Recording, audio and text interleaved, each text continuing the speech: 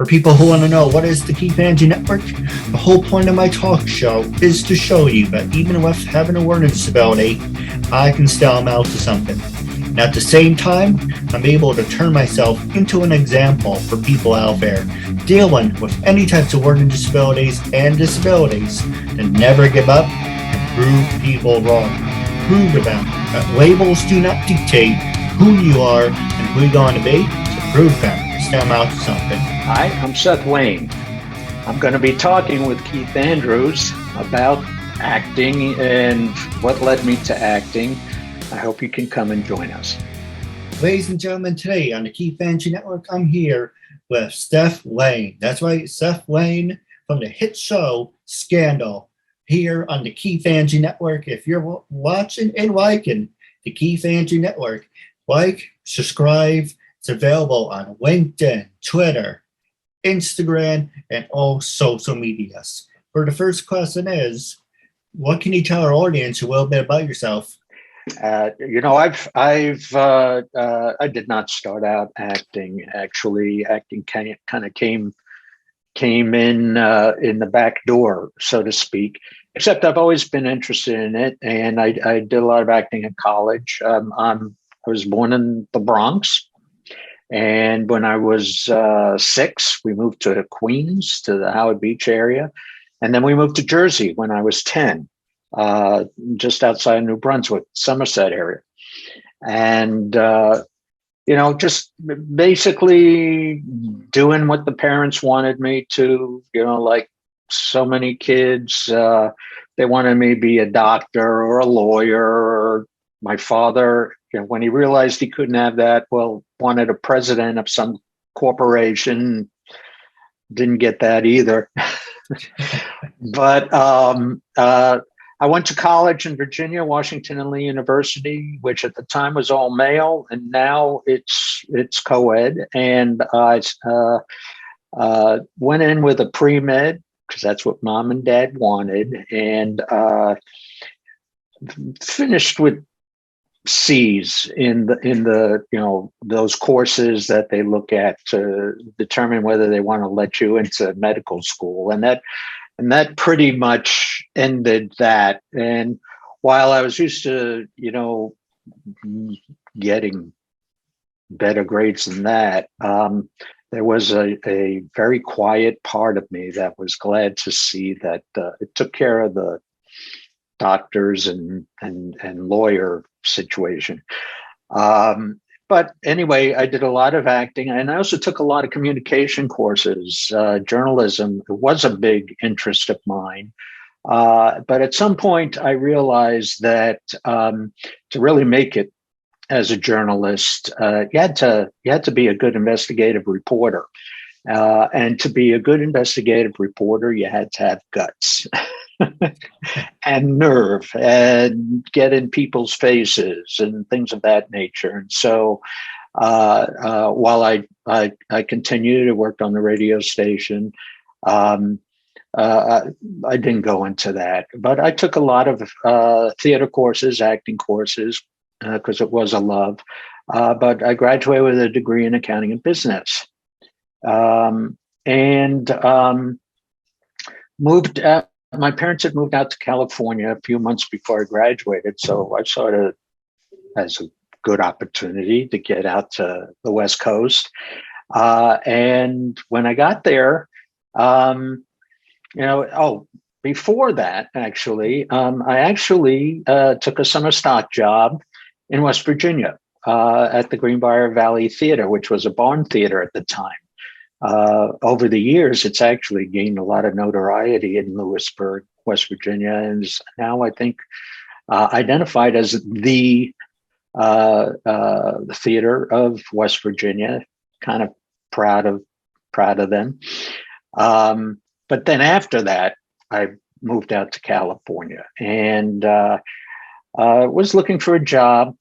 And while I did that, I thought maybe I would stop into a agent. And I had heard, about all the stories about, agents and what you want to avoid and all of that. You know, back then, of course, there was no internet, but you know, we had in the journalism department all of the industry publications and papers like Variety and Backstage and all of those. And so I knew what to look for. So there's an interesting story, only in that it basically stopped my search or attempt, perhaps prematurely, for getting into Hollywood, film and television. I went. I got an appointment at this agency, and I went in and I walked in, and it was kind of a small office. You know, the old paneling all the way around that was so prevalent in the 70s, and went in and sat down. And a couple of doors on the other side, and there was the reception secretary who was down a little in the hall, and another young girl over there waiting to be called in, and she was called in first. And actually, before she was called in, the guy came out of one of the offices, goes over to the secretary, and says to her loudly, so we could hear, says to her something to the effect of, tell John Travolta I won't be able to make the meeting with him today. It's funny. Oh, go ahead. I'm sorry. I'm sitting there and it's like, what kind of idiot do you think I am? But anyway, I sat there, I stay. The girl goes in first, and she's done. She comes out, and he calls me in.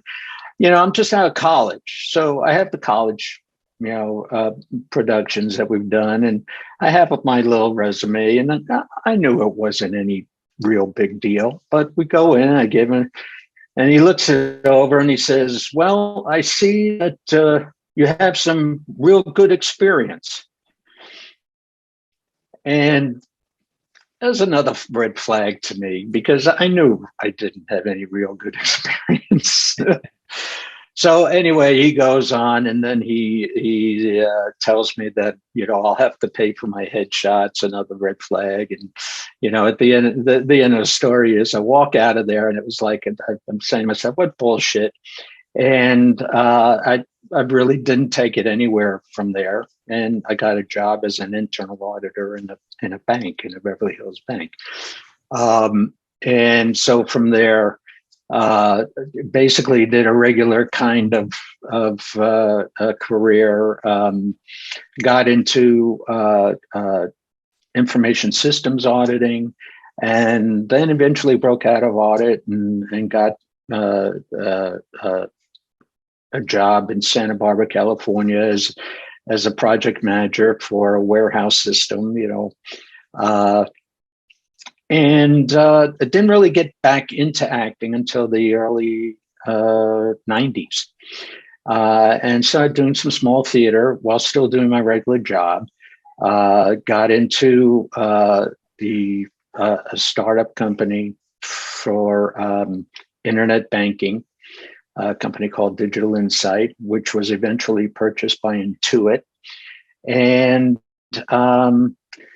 so since I got in, I got lucky, options, stock options, that kind of thing. So in 2013, basically retired a little early, and started focusing on acting. In the meantime, I was doing small theater, regional theater. But just before that, around 2011, I was really concerned. Our company had been with Intuit for about 4 years, and the economy was, just a strange place and everything. And I was worried about health insurance. So, and that was before ACA was passed. And so I was thinking, I don't know, no telling what the company's going to do, whatever. I decided, well, where could I get health insurance? Where could I be certain of that? Well, I thought the actors unions. And so I made that's when I kicked off my effort to get into, film and television. And I basically became a member of AFTRA, who then merged with SAG-AFTRA in 2012. And then they passed ACA, and I didn't have to worry about that anyway. Never really made enough cash enough during the course of the year to make the threshold for health insurance, but didn't really need it anyway. But that was my motivating factor, actually, to jump into the business. No, And absolutely. but most of my work is in theater and on stage. Really, I've done several things in film and television, as featured background, that kind of thing, or maybe a small line here and there. But most of my work and things that I'm proud of is actually on stage. No, absolutely. You mentioned a lot of good things in there, and with that being said, the first one is, how did you find the right agent? There's so many things on Facebook, social media, where people are like, oh, give me 2 minutes of your time, give me 15 seconds every time. You want to be featured on Fox, CNN, all these great things. But how do you know it was a scam? How do you go about finding the right how do you find the right people to represent you, number one? And the biggest thing is, what do people like to argue about this? Do you pay people to represent you, or do they get paid only if you get paid? Okay. Well, first of all, a lot of that hasn't changed, except for perhaps for one thing, but it still has been a long time since I was involved with that. You never want to pay an agent. Okay, that's right there. If somebody tells you you are to pay a certain amount a month, that's or even upfront, that's a red flag. You really don't want to do that. On occasion, for background, there are some background agencies there. They might say that, they want you to pay for headshots or pay for your headshots. There's conflicting opinions about that. Basically, I would say, if that's the case, get your headshots, find your own photographer, and pay them yourself, and don't do anything where you're required to pay the agent for your headshots. But the difficulty in finding an agent is, well, a lot of it depends on where you are.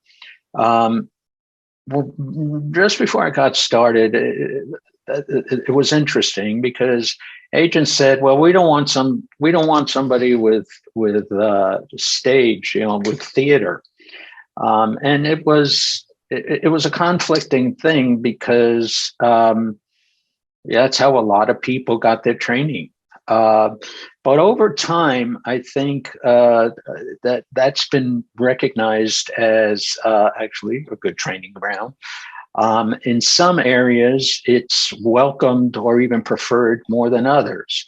For example, I moved up to the Portland area 4 years ago from the Los Angeles area, and the casting offices say, we look for theater work because we know up here there's some production work, but there's really not enough to be able to determine any individual's experience, so they look for theater work. And whereas down in Los Angeles, certainly if you're just starting out, it'll be better that you have theater work, and I did. But when you start out, you're not going to get the best agents. In fact, you're going the agents that you're going to get are going to be rather low. They're going to throw you on. They're going to make believe you're bubble gum. They're going to throw you up against the wall and see if you stick. Meaning they'll just submit you, without really giving much consideration of anything other than what you look like. And they may submit you and just see whether there's any interest. They'll want you to have a reel. Although a lot of times casting offices don't look at reels. A lot of times casting offices look more at credits. And if you don't have a lot of credits, they're not going to look at you at all, which is unfortunate. But there are others that are more open to that. But the whole point is that when you start out, certainly in Los Angeles, you're not gonna get great agents. And if you get an opportunity, you want to click as quickly as possible, and then move from those what they call beginner agents over to somebody who's going to take you more seriously. I found up here in the Portland area, I was able to get a higher quality agent, and because it's simply a numbers game. There are some excellent actors up here in the Portland area, but the numbers are much lower than what you're talking about in Los Angeles or New York or Chicago even. And so it helps. It helps that I certainly get much higher quality auditions up here than I did down in Los Angeles. No, absolutely. Now, the next one I want to ask you, for people with disabilities who want to follow in your footsteps, what are some of your words of wisdom you can give? Well, I can tell you up here in Portland, Portland is very conscious about these things. I've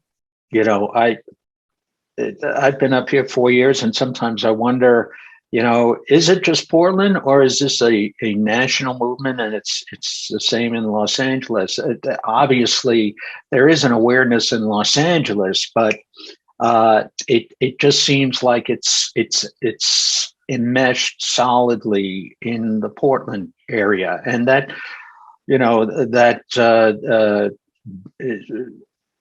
includes gender identification. But there is definitely an awareness for people with challenges, physical challenges, and otherwise, and I think they are given a very good opportunity. I see more and more casting notices that specifically ask people for people with these difficulties, and I think that folks with these challenges, I think actually you're hitting upon a good time to give it a try, a good time to just jump in. And probably the best thing that you can do is take it seriously. Take your training seriously, because in the end, it is your talent that's going to get you there. And if you give up because you say, because you feel frustrated and it might be due to your disabilities, you're selling yourself short, because really, again, it comes down to your training and your ability to be a truthful actor. That's going to get you in any doors. Now, I agree. Now, we have 10 minutes left, but I want to ask you the top 4 questions. What's difficult about acting for you? Um,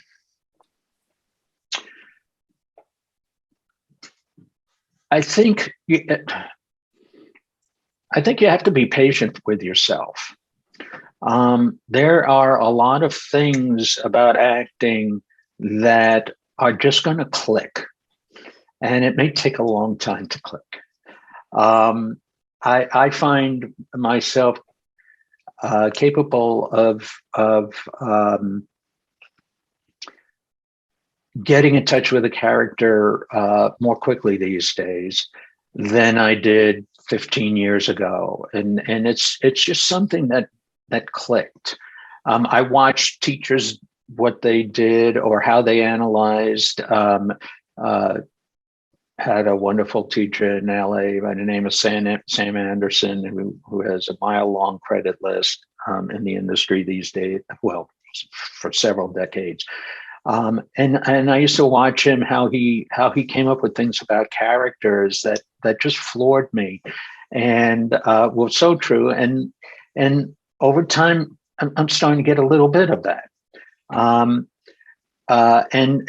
But I think the most difficult thing is to be able to come up, and this is important for auditions and television, especially if you're in a serial or a weekly episodic, is being able to hit upon the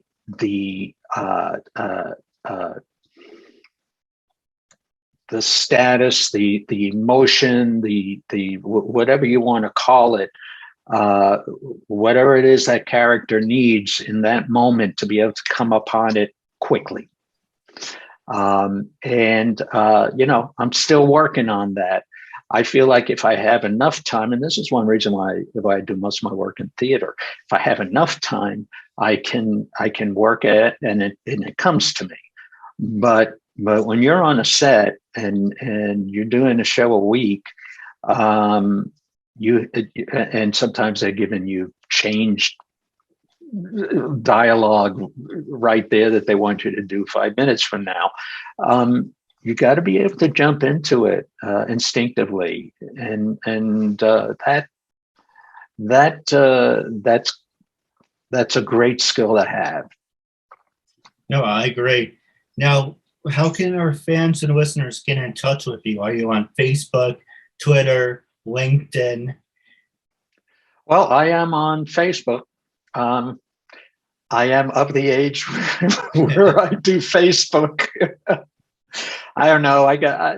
Over the last 4 or 5 years, I just got very tired of reading about Twitter and everything that was going on in Twitter. I do find just picking up the Twitterverse from news articles and whatever is going on in there. So Facebook, Seth Wayne on Facebook. No, absolutely. I want you to be brutally honest. And my last 2 questions for you. But first one is, I want you to be brutally honest. When I first approached you to be a guest in my talk show, what made you say yes? How do you feel now? And what do you recommend to other people? What made me say yes? Basically, I was surprised that you asked me, and flattered. And I would say, I really respect what you're doing, Keith, and I am all for doing what's necessary. In my family, my sister had challenges herself, and she's no longer with us, but I certainly wanted to contribute what I could do, and I think you've got a great thing going here, and thank you for asking me to do it. No, absolutely. And as you look into the title and you're watching on Facebook or YouTube, it says you are featured in the hit show Scandal. What were some of your favorite moments and memories from being on Scandal?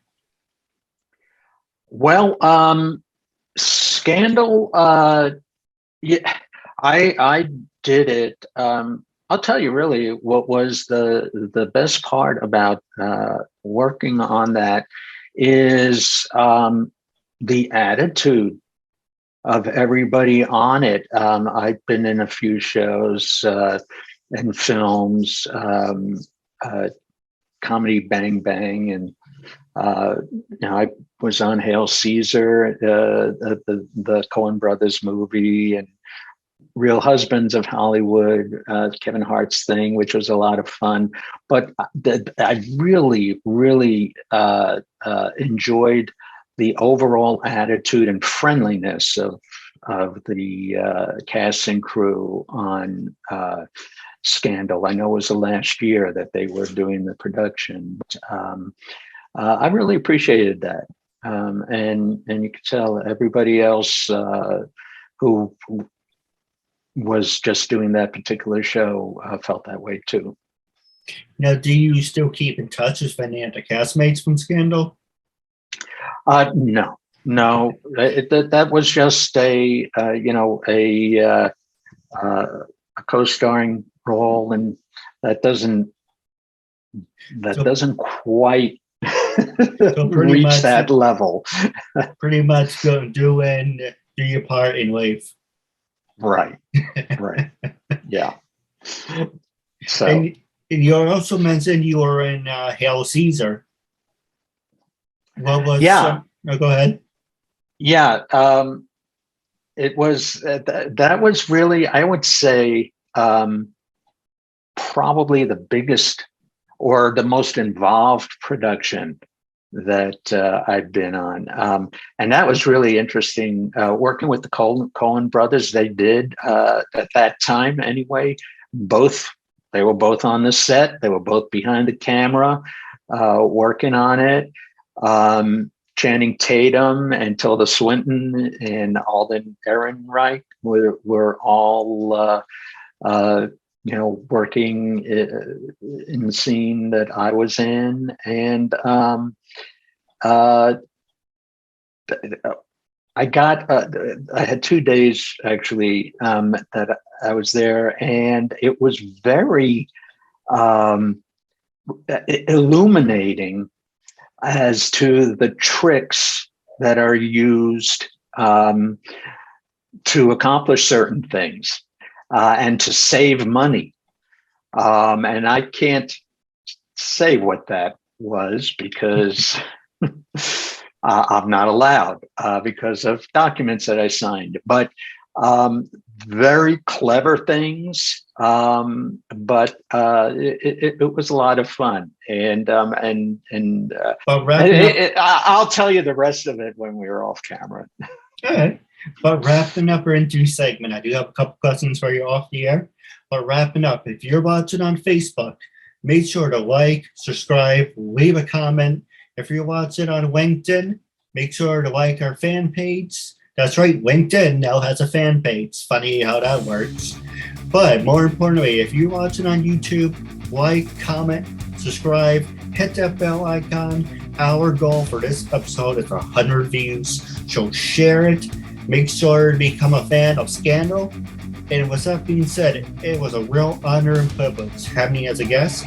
I'm really thankful for this opportunity. And until we meet again, catch you later. Thank you. And have a good night. And thank you for watching the Keith Andrew Network.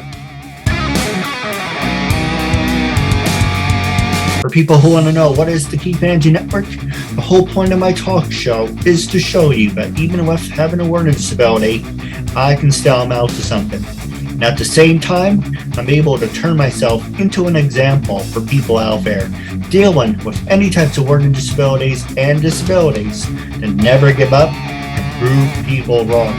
Prove to them that labels do not dictate who you are and who you're going to be, so prove them and stand out to something.